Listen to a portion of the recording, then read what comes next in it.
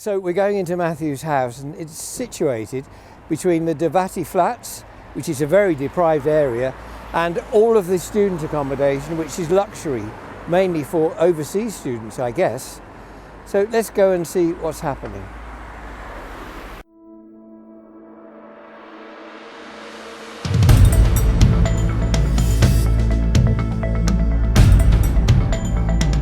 So we're here at the church now, and we're going to go in to Matthew's house and talk to Thom and see all of the good things that they're doing for Swansea and the homeless and anyone else in need. Come on, come with me.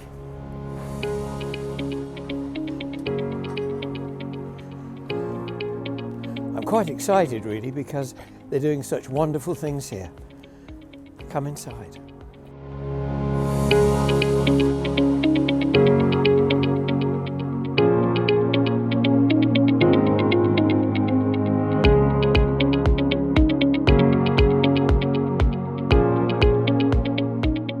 So the cafe, Matt's Cafe, we have this brilliant space, and we didn't know what to do with it really, but then someone shared to us about a project called a pay-as-you-feel project.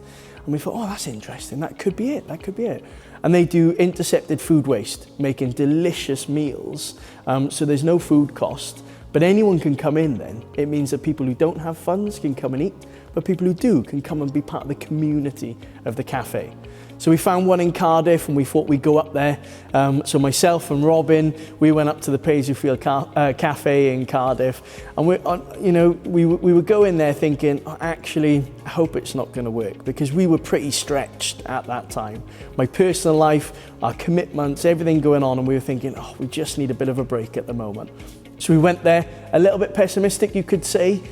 We went and had food, spoke to the team there, and it was one of those moments where we just thought, actually, we can't not do this. It's wonderful. The project, the concept, this is what we should do. And it was a moment. We'd finished our meal, we chatted to everyone, and we went to the toilets afterwards. And it was a moment that we will never forget. And I'm there in a urinal, Robin next to me in a urinal. And we turned to each other after the experience that we had, and we said it would be morally wrong not to bring this back to Swansea. And that was it.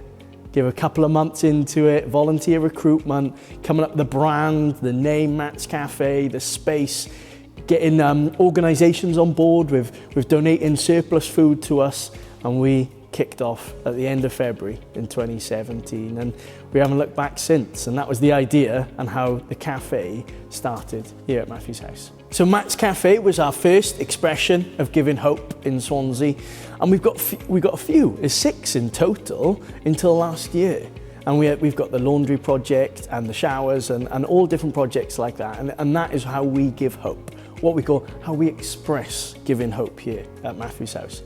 Our most recent, that wasn't in the early day plan, but came out of COVID frustration and all the complications of communication in COVID. It seemed that it was a lot easier to get someone on the end of Zoom or Teams or something like that, but actually to get information, it was quite hard. It was really quite hard.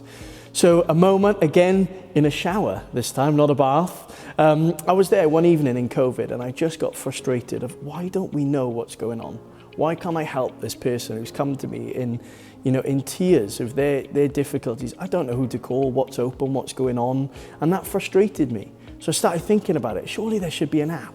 Surely there should be something in our pockets, portable, that we can look at to find support services around us to help us, to help people we love, and to help people we're supporting.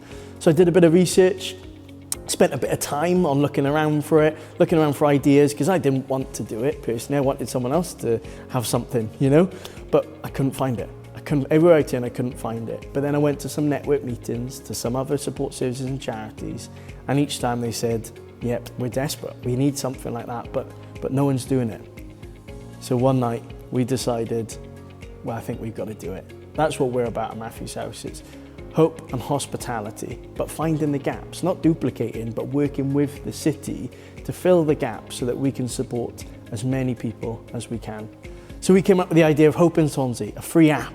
We've got other videos for that as well, but it's the idea is it's a tool in your pocket, free to download for anyone in the city, and we have over 140 support services on there, of all different fields of support, whether you're a young person, an older person, someone struggling with loneliness, mental health, it could be sex working, it could be asylum seeking, it could be homelessness, it could be hunger, anything. It could be victim support or immediate support, so suicide as well. It's all the information on the app. And we are doing our best to keep it updated, to keep it current. There's attachments on there and there's routes where you can walk to it through the map tools on it as well. Over 5 years ago, when we started this up, we knew it was important to connect with the city, not to do it just for the city, but with the city. And that's not just the people and the volunteers, but the organisations, the local authority, grant funders, local businesses, national businesses. We knew it was important to connect. We spent 3 years before the pandemic doing our best with that. We built up some brilliant relationships with individuals and organisations that really helped us, but also we feel it was mutual. We were supporting others as well. And we've always felt that there's a power in connection across the city. What COVID did was it spoilt a lot of plans for many places, but probably after the first few months, what we realised, the silver lining to all the pain, the hurt and discomfort of the pandemic itself, we realised that people were connecting more, people were linking up more, people were being brought together. And during that time, we set up something called Swansea Together. And there were 66 different organisations part of that were pulled in to support us as we were supporting lots of homeless people and vulnerable people across Swansea. So what does that look like now? The brilliant thing is, and again, the silver lining of that hurtful, painful period of time, which still goes on for many people, the silver lining is the connection in Swansea is stronger than it's ever been. That's what we feel here at Matthew's House. Our friends, our partners, and who know about us as well. And absolutely, cost of living. That's the highlight at the moment, isn't it? It's the low light at the moment, but it is the big talked about thing. And it affects everybody, doesn't it? It affects the big businesses supporting us, it affects the guests coming in that we're supporting, it affects our volunteers. You know, we see that we're supporting our volunteers more than we probably would usually, but we need to be here for them first as well. So what does that look like? There's loads more churches, there's loads more spaces opening up as warm spaces. I think Swansea call them Swansea spaces, and we love that. And what we are seeing is there's new places popping up. Brilliant.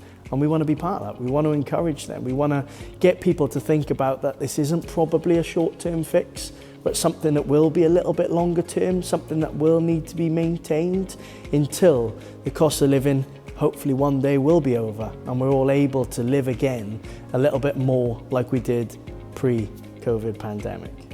So how do we know that it works here at Matthew's House? How do we know that what we do, all the effort we put in, is worth it? And we know that. We got wonderful stats, and they're great, and they help us with grant funds and other things across the city, and you know, working with others, they're great. But we really look at the stories, the moments where we're able to help people, whether that's individually or longer term or in the short term signposting. That's how we know it works. And it's often those people that will come back and thank us individually for that time that we were stood by them in their difficult moment. And we've got hundreds of stories. And honestly, that's what keeps me going. That's my white hot why I keep doing what I'm doing, because I know it works here at Matthew's House. So if you want to know a bit more about those stories, we've got loads on our website, but just a couple to share with you. And I'll keep them anonymised because we want to honour these people, honour the guests that are coming in, and some of the stories about the team and the volunteers as well. But we have had numerous times where people have come in as a guest at some of their lowest points. We've gained a relationship, supported them, got alongside them, and really enjoyed their company. That person has come into a volunteering role, and from that has gone into opening their own butcher's business here in Swansea. And it's those moments, that encouragement, that relationship, that positive feel and value of being part of something that inspired that person to go and open their own butcher's. We also got their meat after it as well, so it was a nice little run around. But we've got lots of stories like that. We've got a volunteer that came in later on in their life and went to university. Never been to university before, higher education. But because of the encouragement and being part of a team of people who've been there, done that, have understanding and empathy towards that situation, she was encouraged, motivated, and we could be a reference for that person to go to university. As we do here at Matthew's House, as we have lots of people come in, lots of vulnerable people come in. Some people come with the difficulties of life, with their vulnerabilities, whether it be addiction or, abuse from younger years, or upset or anger or things like that. And sometimes things happen. Sometimes it gets a little bit difficult and we have to ask people not to come back for a little time. But we work with them to bring them back because we want everybody to be able to come here. But we do have to look after the place. And I've got a wonderful story about someone. A guest who came in, a guest who came into Matthew's house and they'd been a guest for a little while, but they did something wrong. They did something really difficult and there was no other option but to ban them for a little while. But like I said, we've got a process. It's not about the time, it's about teaching people, so get people on board with what we're doing here at Matthew's house. Roll on a couple of months, that guest came back in. He wanted to have his ban lifted. So we sat with him, we bought him a coffee and a cake and we worked through it all. And that person had his ban lifted. And we've seen 10, 20, 30 bans be lifted in the time of Matthew's house. But what's special about this story is a few months later, this person applied to volunteer. They got into the volunteer team and they become part of a family, and it helped restore them. It helped give them purpose, helped them be part of something that makes a difference. And it's those moments, those key moments in people's lives that we get to be part of. It's a privilege to be part of them. And like I said, we have got tons of stories that we can share, but it's those moments that are really important to us. And that's how we know it works here at Matthew's house.